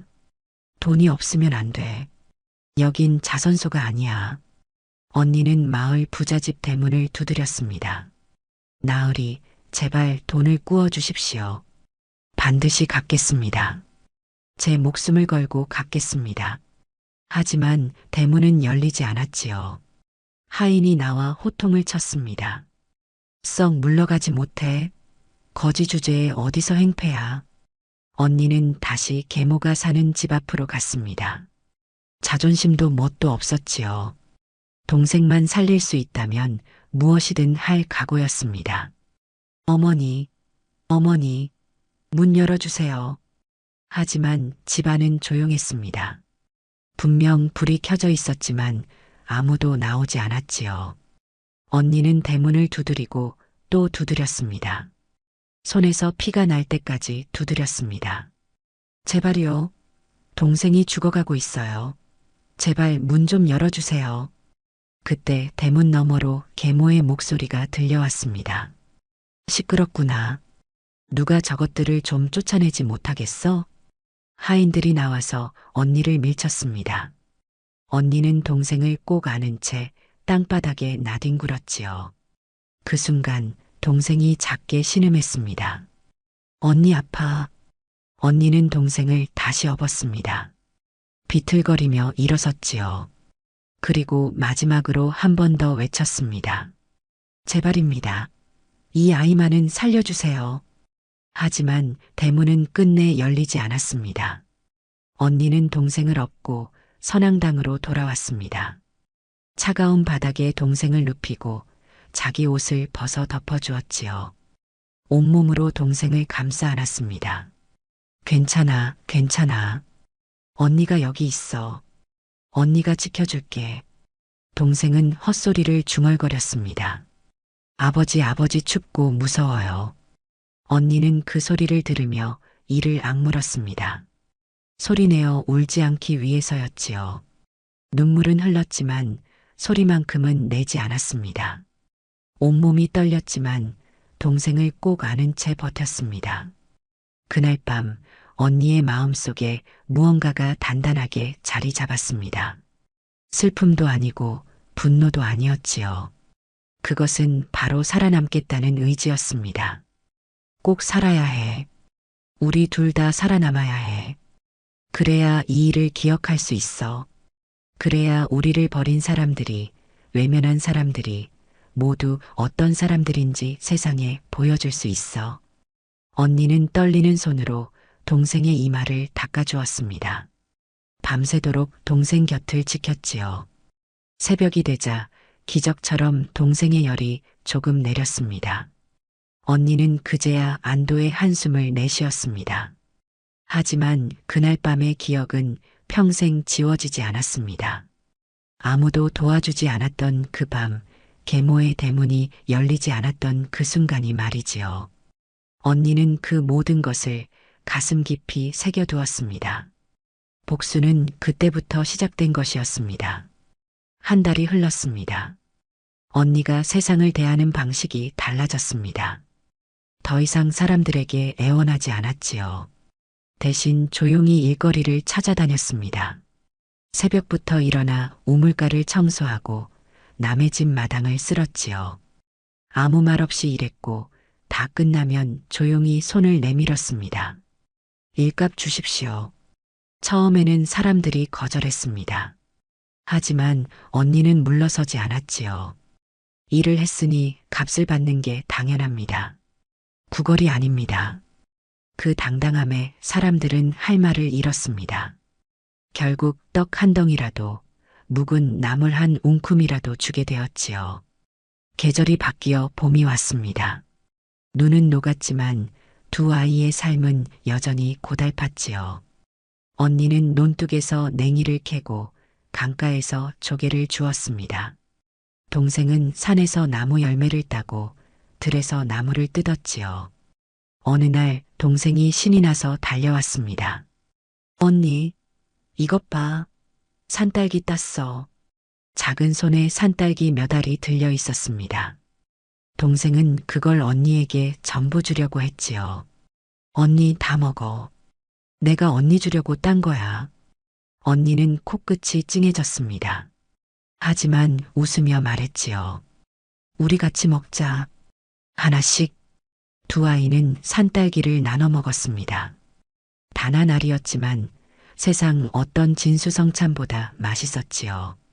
언니와 동생이 함께라면 그것만으로 충분했습니다. 봄이 지나고 여름이 왔습니다. 언니는 강가에서 버드나무 가지를 주워와 바구니를 만들기 시작했지요. 처음에는 서툴렀지만 포기하지 않았습니다. 10번, 20번을 만들다 보니 제법 모양이 나왔지요. 언니 대단해. 바구니야. 동생이 박수를 쳤습니다. 언니는 그 바구니를 들고 장터로 갔지요. 바구니 사실 분 없으십니까? 한 아주머니가 바구니를 들어보더니 고개를 끄덕였습니다. 엮은 게 제법 튼튼하네. 얼마냐? 밥 한 끼 값이면 됩니다. 아주머니는 식은 떡 2개를 주었습니다. 언니는 깊이 절을 하고 떡을 받았지요. 그날 저녁 2아이는 그 떡을 나눠 먹으며 웃었습니다. 언니, 우리 이제 장사꾼이네. 그러게. 우리도 이제 뭔가 할 수 있는 게 생겼어. 그날부터 언니는 매일 바구니를 만들어 팔았고, 동생은 들에서 나무를 캐와 바구니에 담아 함께 내다 팔았습니다. 많이 벌지는 못했지만 굶지는 않게 되었지요. 사람들이 2아이를 보는 눈이 조금씩 달라졌습니다. 저 아이들 참 기특하구나. 어린 것들이 저렇게 악착같이 사는 걸 보니 대견해. 하지만 여전히 아무도 집으로 데려가지는 않았습니다. 그래도 언니는 괜찮았습니다. 이제는 구걸하지 않아도 되었으니까요. 2해가 흘렀습니다. 언니는 이제 10살이 되었고 동생은 8살이 되었지요. 언니는 바구니뿐 아니라 집신도 만들 줄 알게 되었습니다. 동생은 글자를 읽을 줄 알게 되었지요. 마을 서당 밖에서 훈장님 목소리를 듣고 혼자 익혔던 겁니다. 어느 날 마을에 소문이 돌기 시작했습니다. 김진사댁이 큰일 났다더군. 무슨 일인데? 곡식거래에서 큰 돈을 날렸다지. 계모가 친정 오라비 말만 믿고 일을 벌였다가 망했다더라. 언니는 우물가에서 그 이야기를 듣게 되었습니다. 그리고 생각했지요. 하늘이 보고 있었구나. 한 달쯤 지나 장터에서 계모를 다시 마주쳤습니다. 계모는 예전과 달리 초췌해 보였습니다. 화려했던 옷 대신 수수한 치마 저고리를 입고 있었고 얼굴에는 걱정이 가득했지요. 계모는 언니를 보았습니다. 하지만 이번에는 못 본 척하지 못했지요. 사람들이 주변에 너무 많았기 때문입니다. 계모가 어색하게 말을 걸었지요. 너희들 잘 지내더냐? 언니는 차분히 대답했습니다. 예, 살아는 있습니다. 그래, 많이 컸구나. 그럴 만큼 시간이 흘렀으니까요. 계모는 더 할 말을 찾지 못했습니다. 주변 사람들의 시선이 따가웠지요. 누군가 작게 속삭이는 소리가 들렸습니다. 저 아이들이 김진사댁에서 쫓겨난 그 아이들이구나. 2해 전 겨울에 내쫓았다더니 참. 계모의 얼굴이 붉어졌습니다. 하지만 언니는 아무 말도 하지 않았지요. 그저 조용히 절을 하고 자리를 떴습니다. 동생의 손을 잡고 말입니다. 그날 밤 동생이 물었습니다. 언니, 우리 집안이 그 집이 어려워졌대. 우리는 왜 기쁘지가 않아? 언니가 대답했습니다. 그 사람들이 불행해진다고 해서 우리가 행복해지는 건 아니니까. 우리는 우리대로 살아가야 해. 3달이 더 지났습니다. 계모의 집안은 점점 더 기울어갔지요. 하인들이 하나둘 떠나갔고 큰 사랑채는 비어갔습니다. 사람들은 장터에서 속삭였지요. 김진사댁 사랑채에서 가재도구를 내다 판다더군. 그 큰 집안이 벌써 그 지경이 되었나? 마을 사람들은 수군거렸습니다. 인과응보라는 게 있긴 하구나. 어린 것들을 그리 내쫓더니 하늘이 보고 계셨나 봐. 그날 밤 마을에 또 다른 소문이 돌았습니다. 김진사댁 계모가 친정 식구들에게마저 외면당했다는 소문이었지요. 돈이 떨어지자 아무도 그녀의 편이 되어주지 않았던 것입니다. 언니는 그 소문을 듣고도 아무 말이 없었습니다. 다만 생각했지요. 세상은 공평하구나. 남을 버린 사람은 결국 남에게도 버림받는구나. 하지만 언니는 그것에 만족하지 않았습니다. 진짜 복수는 따로 있었습니다. 그것은 자기들이 당당하게 떳떳하게 살아가는 모습을 보여주는 것이었지요. 그의 가을이었습니다. 언니는 장터에서 바구니를 팔고 있었지요. 그때 한 노파가 다가왔습니다. 2해 전 처음으로 식은 감자를 나눠준 그 노파였습니다. 아가씨, 아직도 이렇게 살고 있구나. 언니는 공손히 절을 했습니다. 할머니, 그때 은혜 잊지 않고 있습니다. 노파는 언니가 만든 바구니를 들여다보았습니다. 그리고 고개를 끄덕였지요. 솜씨가 제법이로구나. 이 나이에 이 정도면 대단해. 과찬이십니다. 노파는 잠시 생각하더니 말했습니다. 우리 집에서 일하지 않겠니? 밥 세 끼 주고 잠자리도 내주마. 언니는 깜짝 놀랐습니다. 2해 동안 아무도 자기들을 거두려 하지 않았는데 이 노파가 손을 내민 것이지요. 저희 둘 다 받아주시는 겁니까? 그래, 동생도 함께. 혼자 두면 불쌍하잖니. 언니의 눈에 눈물이 고였습니다. 하지만 흘리지는 않았지요. 그저 깊이 절을 했습니다. 은혜 잊지 않겠습니다. 그날부터 두 아이는 노파의 집에서 살게 되었습니다.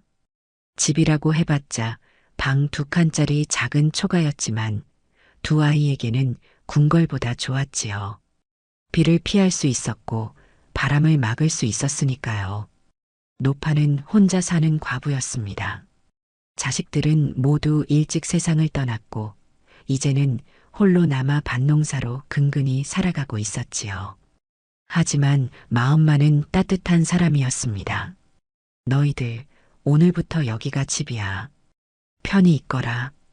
동생이 처음으로 방바닥에 누웠을 때의 표정을 언니는 평생 잊을 수 없었습니다. 동생은 울었지요. 언니 따뜻해. 바닥이 따뜻해. 언니도 참았던 눈물이 터져 나왔습니다. 2해 동안 찬 땅바닥에서 잤던 아이들이었지요. 온돌의 온기가 얼마나 고마운지 그날 밤 두 아이는 잠을 이루지 못했습니다. 너무 행복해서 말입니다. 노파는 두 아이에게 여러 가지를 가르쳐 주었습니다. 밥 가꾸는 법, 음식 만드는 법, 옷 깁는 법까지 말이지요. 언니는 모든 것을 열심히 배웠습니다. 동생도 마찬가지였지요. 어느 날 저녁 노파가 말했습니다. 너희들은 참 기특해. 이 나이에 이렇게 야무질 수가 있나? 할머니께서 가르쳐 주셔서 배울 수 있었습니다. 아니야. 배우려는 마음이 없으면 아무리 가르쳐도 소용없는 법이지. 너희는 살아남으려는 의지가 강해. 그게 너희의 힘이야. 언니는 그 말을 가슴 깊이 새겼습니다. 겨울이 다가왔습니다. 두 아이가 쫓겨난 지 꼭 3년이 되는 겨울이었지요. 노파는 두 아이에게 새 옷을 지어주었습니다. 춥겠구나. 이거라도 입어라. 언니와 동생은 눈물을 흘렸습니다. 3년 만에 처음 받는 새 옷이었지요. 동생이 말했습니다. 할머니, 저희한테 왜 이렇게 잘해주세요? 노파는 두 아이의 머리를 쓰다듬었습니다. 내 자식들도 너희만 할 때 세상을 떠났단다. 너희를 보면 그 아이들이 생각나는구나. 그리고 말이야. 노파는 잠시 말을 멈췄다가 이었습니다. 세상에는 2 종류의 사람이 있어. 어려울 때 남을 버리는 사람과 어려울 때 남을 도우려는 사람. 나는 후자로 살고 싶구나. 언니는 그 말을 듣고 깨달았습니다. 진짜 복수가 무엇인지 말이지요. 자기들을 버린 사람들처럼 되는 게 아니라 자기들을 도와준 이 할머니처럼 사는 것. 그것이 진짜 복수였던 겁니다. 그날 밤 언니는 동생에게 말했습니다. 동생아, 우리 할머니처럼 살자. 남을 도울 수 있는 사람이 되자. 응, 언니. 나도 그러고 싶어.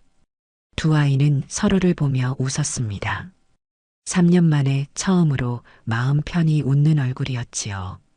그 웃음 속에는 슬픔도 있었지만 희망도 있었습니다. 노파의 집에서 지낸 그 겨울은 두 아이에게 가장 따뜻한 겨울이었습니다. 밖은 추웠지만 안은 따뜻했지요. 무엇보다 마음이 따뜻했습니다. 세상에는 여전히 좋은 사람이 있다는 것을 두 아이는 노파를 통해 배웠던 것입니다. 또 1년이 흘렀습니다. 언니는 11살, 동생은 9살이 되었지요. 두 아이는 노파의 집에서 부지런히 일하며 살았습니다. 마을 사람들도 이제는 두 아이를 다른 눈으로 보기 시작했지요. 저 아이들 참 기특하게 컸어. 고생 끝에 낙이 온다더니 저런 아이들은 복을 받을 거야. 그러던 어느 봄날이었습니다. 대문 밖에서 누군가 조심스럽게 노크하는 소리가 들렸지요. 언니가 문을 열자 그곳에 계모가 서 있었습니다. 계모는 완전히 달라져 있었습니다. 3년 전에 그 당당한 모습은 온데간데 없었지요. 옷은 남루했고 얼굴은 초췌했습니다. 무엇보다 눈빛이 달랐습니다. 예전의 차가운 눈빛이 아니라 절박한 눈빛이었지요. 너희들 있구나. 언니는 아무 말 없이 계모를 바라보았습니다. 동생은 언니 뒤에 숨었지요. 계모가 떨리는 목소리로 말을 이었습니다. 내가 잘못했다. 용서해다오. 언니는 여전히 말이 없었습니다. 계모는 무릎을 꿇었지요. 3년 전 두 아이를 내쫓던 그 사람이 지금은 무릎을 꿇고 있었던 겁니다. 제발 다시 돌아와다오. 집이 너무 어려워졌어. 너희가 돌아오면 사람들이 우리 집을 다시 봐줄 거야. 그 말을 듣는 순간 언니는 깨달았습니다. 계모는 자기들이 그리워서 온 게 아니었지요. 자기를 위해서 온 것이었습니다. 노파가 방에서 나왔습니다. 상황을 파악한 노파가 차갑게 말했지요. 돌아가시오. 이 아이들은 이제 내 손주나 다름없소. 계모가 애원했습니다. 아니요. 이 아이들은 제 남편의 자식들이에요. 제가 키워야 해요. 3년 전엔 왜 내쫓았소? 눈 내리던 그날 이 어린 것들을 거리로 내몬 게 당신 아니었소? 계모는 할 말이 없었습니다. 그저 고개만 숙이고 있었지요. 노파가 다시 말했습니다. 이제 와서 모성을 들먹이지 마시오. 당신이 이 아이들을 버렸을 때 이미 어머니 자격을 잃었소. 계모는 이번에는 두 아이를 향해 손을 내밀었습니다. 너희들 제발 나를 용서해다오. 그때는 내가 살려고 그랬다. 이해해다오. 언니가 처음으로 입을 열었습니다. 목소리는 차분했지만 단단했지요. 저희도 살려고 버텼습니다. 어머니께서 저희를 버린 그날부터요. 알아 다 내 잘못이야. 그러니 제발. 어머니께서는 저희가 죽든 말든 상관없으셨지요. 약방 문을 두드렸을 때도 대문 앞에서 울부짖었을 때도 문을 열어주지 않으셨습니다. 계모는 얼굴이 창백해졌습니다. 그 일들을 기억하고 있었던 것이지요. 언니가 계속 말했습니다. 그때 저는 깨달았습니다. 집도 어머니도 없다는 것을요. 하지만 동생은 있었습니다. 그래서 살았습니다. 동생이 언니 뒤에서 작게 말했습니다. 저희는 이제 괜찮아요. 할머니가 계세요. 계모는 그제야 무너졌습니다. 울음을 터뜨렸지요. 미안하다, 정말 미안하다. 하지만 언니는 동요하지 않았습니다. 3년 전 자기들의 울음을 외면했던 사람이었으니까요. 언니가 조용히 말했습니다. 어머니, 저희를 다시 데려가시려는 겁니까? 아니면 사람들 앞에서 당신이 나쁜 사람이 아니라는 걸 보여주려는 겁니까?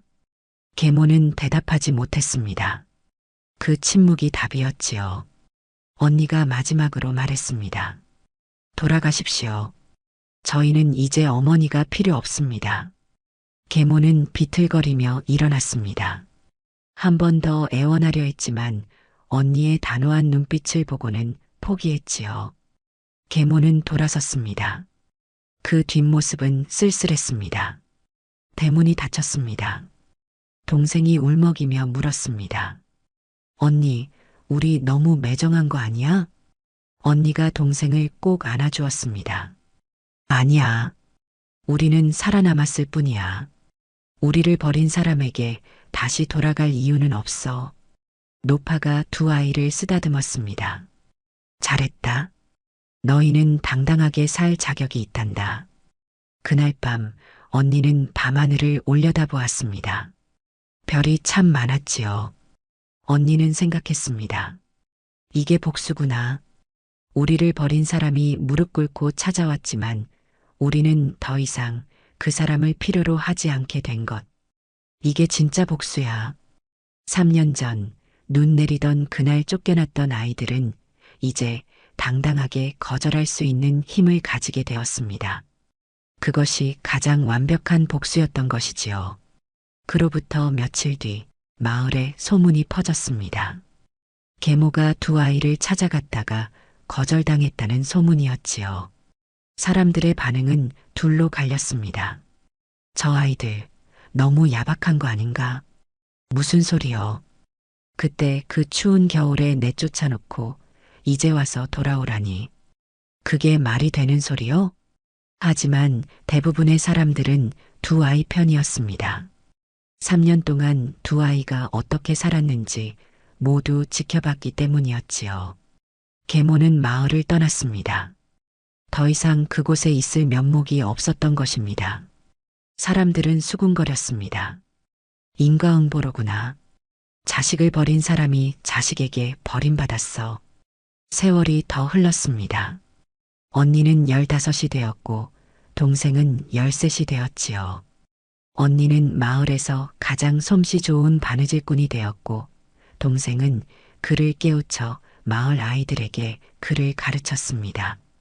노파는 늙었지만 여전히 건강했습니다. 두 아이가 잘 돌봐주었기 때문이지요. 노파는 늘 말했습니다. 내 생에 가장 잘한 일이 너희를 거둔 거란다. 아니요, 할머니. 저희 생에 가장 큰 복이 할머니를 만난 거예요. 어느 날 한 부인이 언니를 찾아왔습니다. 이웃 마을의 부잣집 안주인이었지요. 내 바느질 솜씨가 뛰어나다고 들었다. 우리 집에서 일하지 않겠니? 품삯을 넉넉히 주마. 언니가 정중히 대답했습니다. 감사하지만 저는 이곳을 떠날 수 없습니다. 할머니를 돌봐야 하니까요. 할머니를 모시고 와도 된다. 그래도 안 됩니다.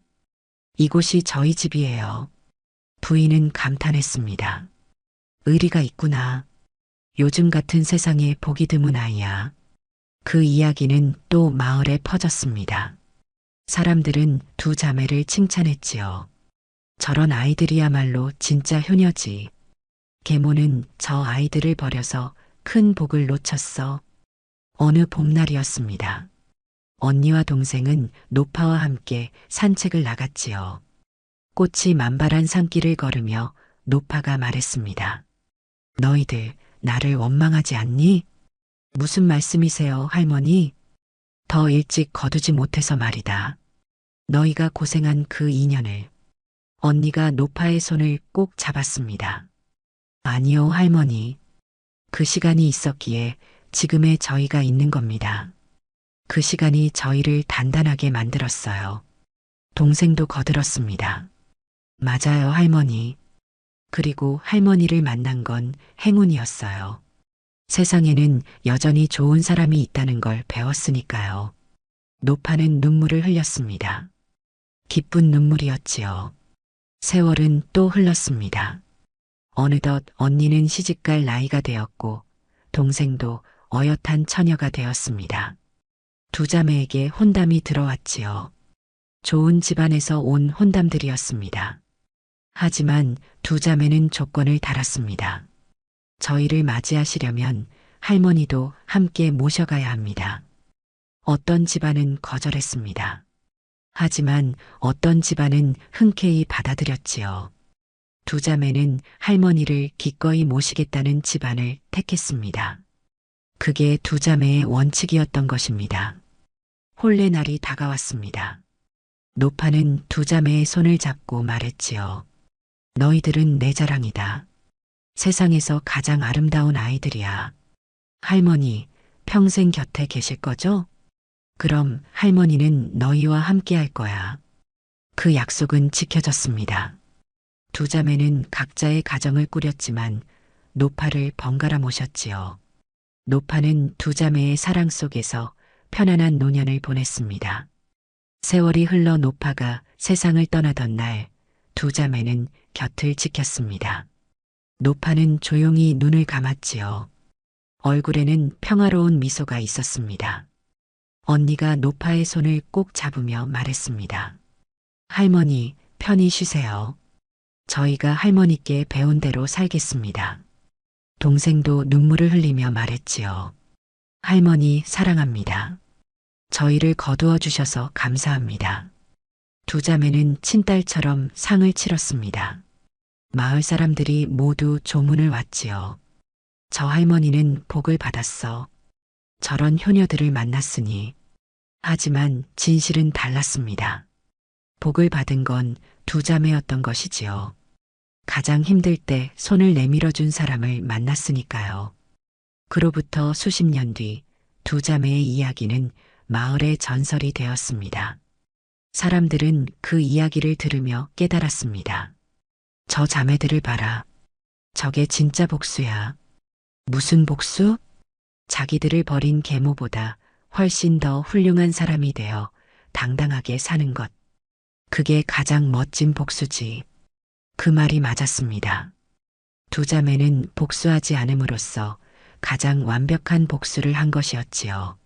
자기들을 버린 사람을 닮지 않고 자기들을 도와준 사람을 닮았던 것입니다. 눈 오는 날 버려진 두 자매는 그렇게 세상에서 가장 아름다운 복수를 완성했습니다. 그 복수란 바로 자기들을 버린 사람들보다 훨씬 더 따뜻하고 훌륭한 사람으로 사는 것이었지요. 진짜 복수는 미워하는 게 아니었습니다. 그들보다 더 나은 사람이 되는 것이었지요. 진짜 승리는 무너뜨리는 게 아니었습니다. 스스로 일어서는 것이었습니다. 옛 어른들은 이렇게 말씀하셨습니다. 미움은 미움을 낳고 사랑은 사랑을 낳는다. 두 자매는 미움 대신 사랑을 택했고 그 사랑이 평생의 행복이 되었던 것이지요. 세상에서 가장 멋진 복수는 원수를 이기는 게 아니라 원수보다 더 훌륭한 사람이 되는 것이었습니다.